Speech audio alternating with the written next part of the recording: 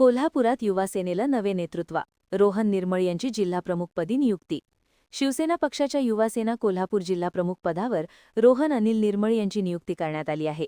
ही नियुक्ती बाळासाहेब ठाकरे यांच्या आशीर्वादाने तसेच शिवसेना मुख्य नेते एकनाथ शिंदे यांच्या आदेशानुसार जाहीर करण्यात आली.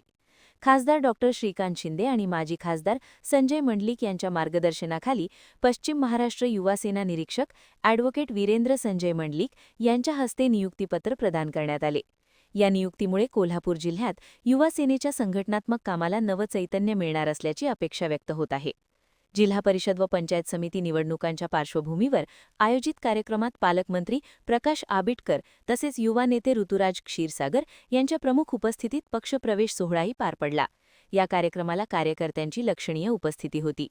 रोहन निर्मळ हे यापूर्वी मनसेचे जिल्हा उपाध्यक्ष म्हणून कार्यरत होते. त्यांनी पक्षाच्या अधिकृत चिन्हावर विधानसभा निवडणूकही लढवली होती. तब्बल 8 वर्षे मनसेत सक्रिय राहून त्यांनी राजकीय, सामाजिक आणि शैक्षणिक क्षेत्रात विविध समाजोपयोगी उपक्रम राबवले. सत्ता नसतानाही ग्रामविकास खात्यामार्फत सुमारे 1,35,00,000 रुपयांचा निधी कागल तालुक्यासाठी उपलब्ध करून देत त्यांनी विकास कामांना गती दिली. कागल तालुक्यातील युवकांमध्ये त्यांचा मोठा जनसंपर्क असून संघटन कौशल्य आणि कार्यतत्परतेमुळे ते परिचित आहेत. शिवसेनेत प्रवेश केल्यानंतर युवा वर्गाला संघटित करून पक्षवाढीसाठी प्रभावीपणे कार्य करण्याचा निर्धार रोहन निर्मळ यांनी व्यक्त केला आहे. त्यांच्या नियुक्तीचे युवासेना कार्यकर्त्यांकडून उत्साहात स्वागत करण्यात येत असून जिल्ह्यात पक्ष संघटन अधिक बळकट होण्याची चिन्हे दिसत आहेत. महान कार्य न्यूजसाठी नारायण सुतार, सोनाळी.